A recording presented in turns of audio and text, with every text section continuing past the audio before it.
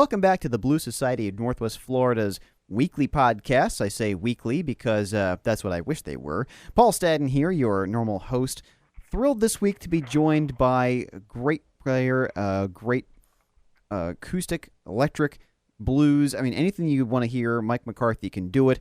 And I'm going to be thrilled to be talking to him today about his music and his performances. Mike, welcome to the podcast. Oh, well, thanks, Paul. I really appreciate you having me on. And it's always a pleasure hanging and chatting with Blues Society of Northwest Florida. Well, we're thrilled you're here, man. Well, let's talk a little bit about your history with the Blues Society of Northwest Florida. Because you've come, you've left, you've come back, and you've played for us for the solo act that we sent to the International Blues Challenge, and you're living back in Pensacola now, is that right? That's right, yeah. I just relocated to Pensacola from Austin, Texas. I first moved to Pensacola about, I guess it was 2 years ago, more than 2 years ago at this time. I spent, and looking back, it's surprising what a small amount of time it was. It was maybe just 6 or 7 months living here before heading out to Texas for a year and a half. But in the time I was living in Austin, I just couldn't stay away.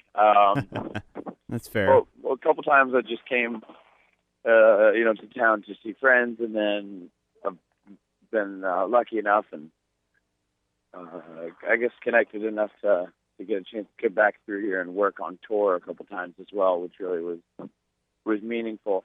And I mean, the biggest part of the answer is just the Pensacola love for music. And as far as getting to the specific of your question, my involvement with the Blues Society of Northwest Florida. When I first came to Pensacola 2 years ago, I was prospecting in a new town and sort of a career vagabond. I'm used to some extent, the process of showing up in a new city and figuring out where it's at and trying to meet the right folks and get to do what I do. But I mean, right off the bat, all the folks at the Blues Society were super welcoming. And I also just knew that Monday night, whether I was playing or just listening, there's going to be good stuff going down at Seville Quarter every night. And that sort of community is something I was really looking for. Well, we appreciate you being with us, Mike. Let's talk a little bit about your time before the blues, because you weren't always a blues guy, right? You were really into rock and heavy rock. Tell me about that transition that you made. Well, I mean, in truth, so I started playing guitar when I was 5 or 6 years old in rural New Hampshire, and my parents identified that I had an interest in music. They got me an acoustic guitar just before first grade, and I had lessons with a bluegrass player until I was about 8. And then I had my, I got jaded. I was right.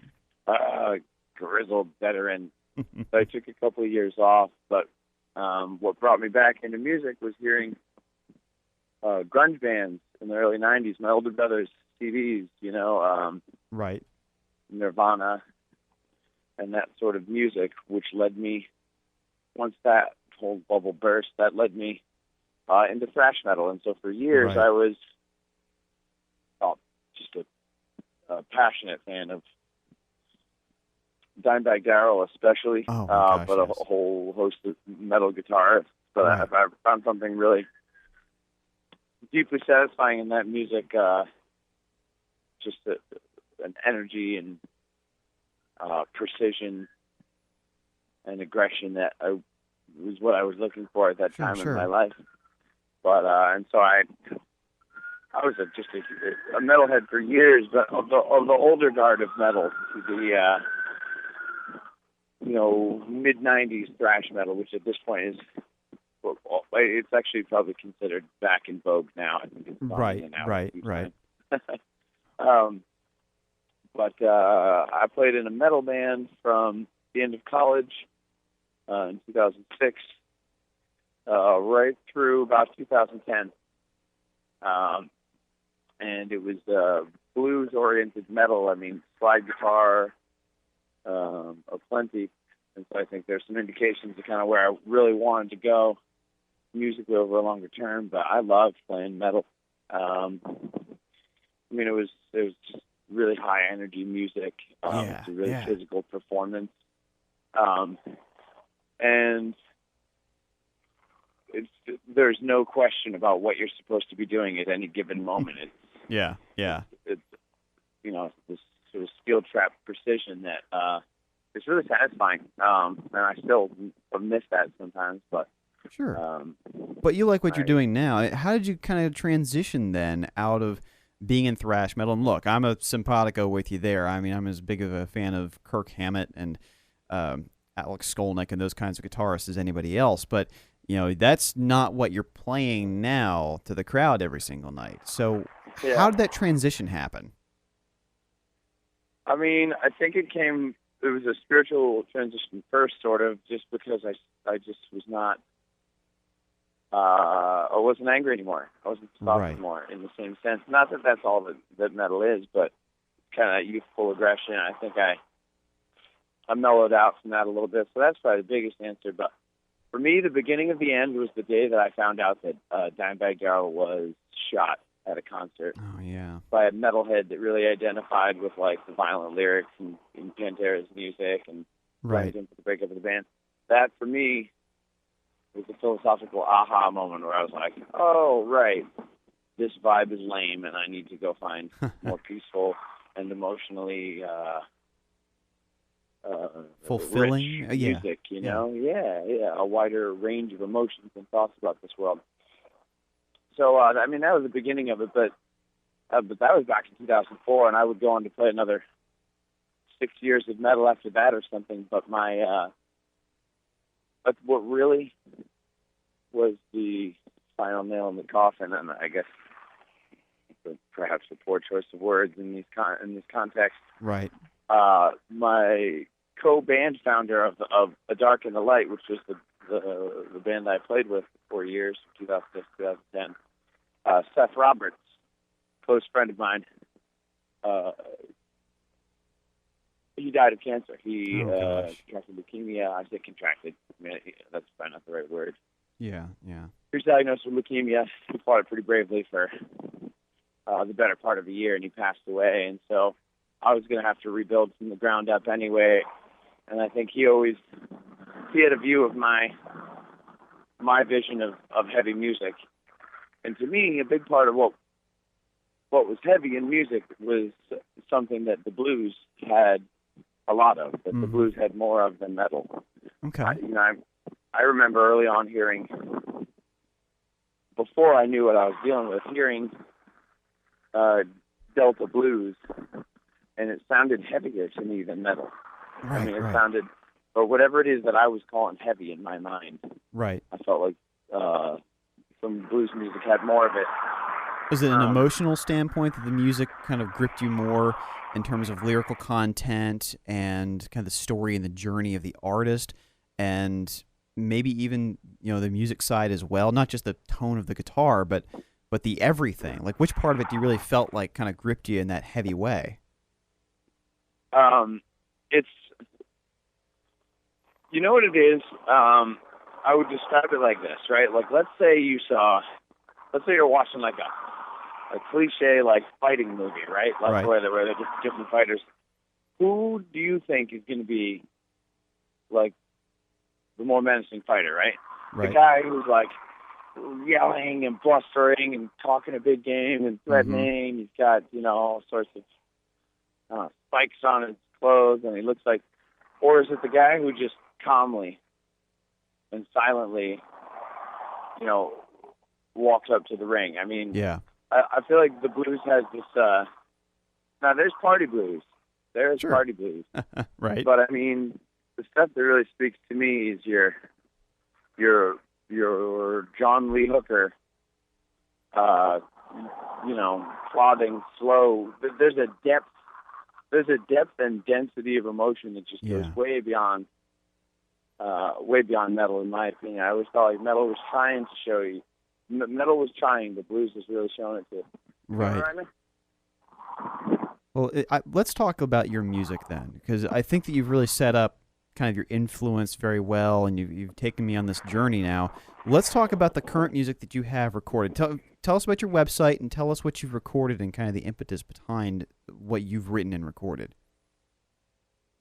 So, I've recorded a couple of albums with the metal project I was in. Mm-hmm. When that, dissolved, I took a couple of years just to gather the pieces, gather my influences, and to really dig deeper into the stuff, because I knew around 25 or so that I knew that I was holding on to the edges of the influences that were going to take me where I needed to be, but I knew I needed to dig deeper into them.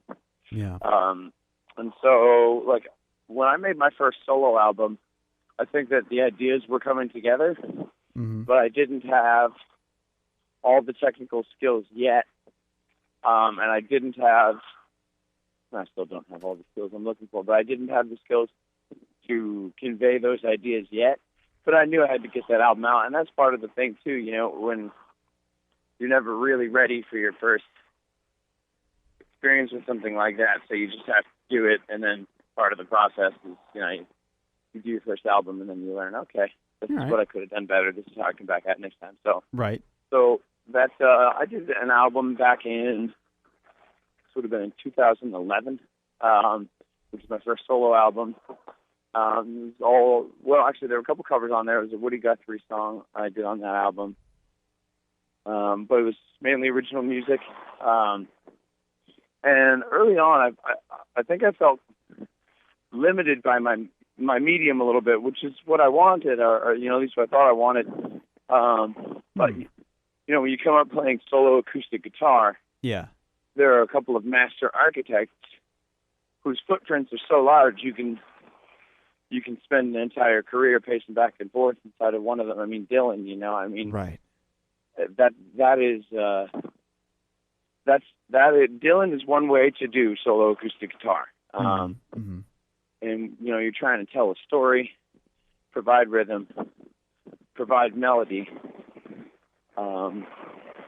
communicate some emotion, communicate some ideas. And you can dig so deep into all the different aspects. There are some people who spend their whole career really focused on the tone of their singing, but they don't necessarily get too concerned about the guitar work, or vice versa. People who are complex guitarists but do kind of a perfunctory singing job. Mm-hmm. And I feel like for years I was working on both, which meant I wasn't quite there on either. Okay. So I was cooking up both aspects of it, and then that stuff really came into focus more in the last couple of years. So my last album was back in 2013, From the Shadow of a Mountain, and that was the first album where I feel like I really realized my skills and put the pieces together, right, in a way that stands the test of time. Kind of the cringe test. I can still listen to that album and feel happy about what happened there. But that took some real sacrifice to get there. This is a long-winded answer, Paul, but that's okay. That's what we're here for. Long-winded is fine. I think that, I knew I needed to dig deeper into my influences in order to get the sounds I wanted. I can get into some specifics, like when playing solo slide guitar, the challenges are different than they are for an electric band slide guitarist, because the person playing slide as part of an electric band kind of has a wave to ride on top of, and you don't have the responsibilities to keep the rhythm moving and to provide all other aspects of the song apart from, an improvisational melody line. What that means is I had to really learn, work on and work. I mean, many hundreds of hours on how to compartmentalize the movements of my thumb on my picking hand and my fingers on the picking hand. Right. So that I could play bass lines, even just rudimentary ones, that classic blues heartbeat, dun, dun, dun, dun, dun, dun, dun, dun, dun, while composing guitar melodies over it. And then over time, I started adding a third dimension. It's like, you start with just your basic rhythm. And then kind of the next step up from that, I guess, is when you start playing rhythm and melodies at the same time. And then the third dimension is when you're playing, a rhythmic bass line with your thumb. Melodies with, an outstanding melody with one or two of the fingers, something that really grabs your attention, or one or two fingers on your picking hand. And then using your other fingers to provide, additional rhythm that interacts with your bass notes. Yeah. And then bringing in, and then I guess kind of the fourth dimension beyond that is when you can have all three of those things going, bass line rhythm and sort of more traditional rhythm, then the melody, and then the fourth dimension being picking out random notes, improvising notes. The improvisation. Making variations, that sort of thing. So, I really had to cook that up over a long period of time. Sure. I was listening to the Black Keys early in their career and was excited about what they were doing, excited about what Dan Auerbach was doing because he was really bringing that sound, the standalone guitar, playing bass lines with your thumb kind of sound, that North Mississippi sound, to the masses. And so when he, I thought, admirably and humbly released Chulahoma, the songs of Junior Kimbrough, he showed an entire generation, several generations, of guitarists, the music of Junior Kimbrough. And so in getting into Junior, I thought this reinvigoration with the blues, because there's a tendency for the blues to sometimes feel like it's all kind of, if you don't look too closely at the blues, it all kind of seems like it falls in the wheelhouse of that mid-tempo Blues Brothers shuffle, Right.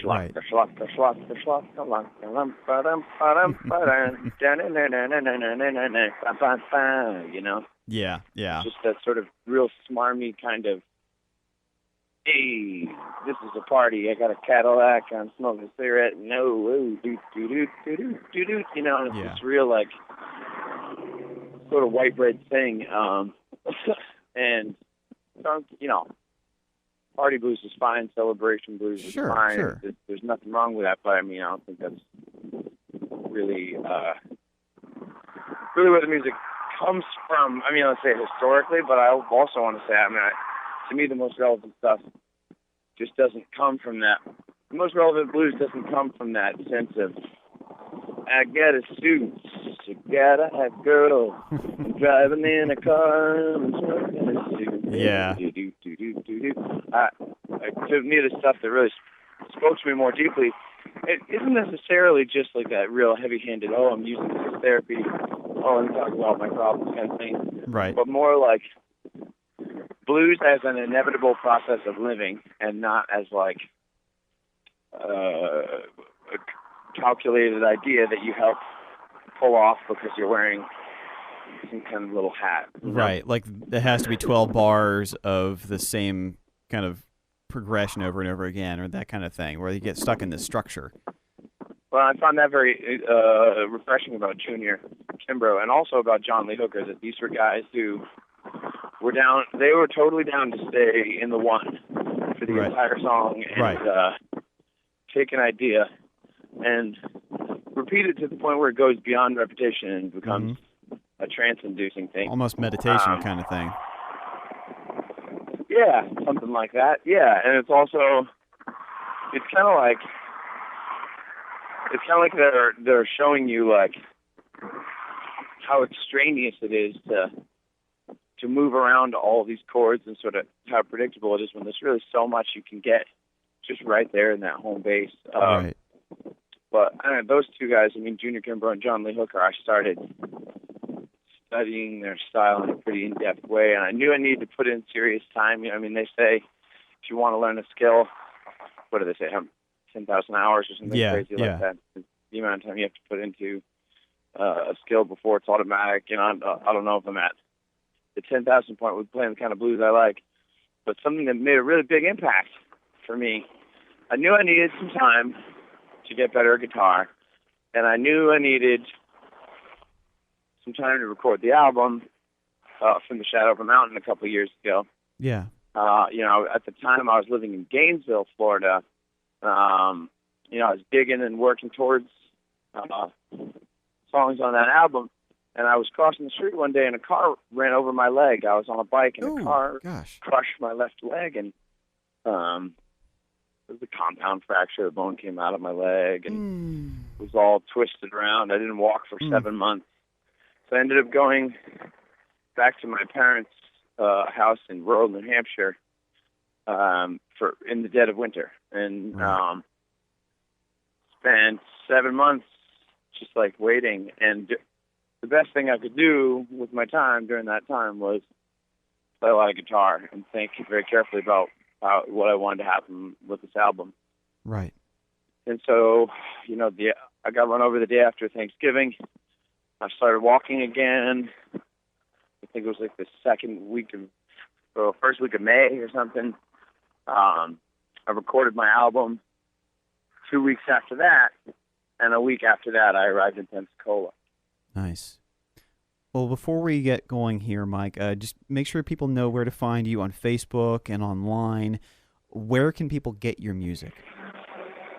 And people can find my stuff online at MikeMcCarthyMusic.com.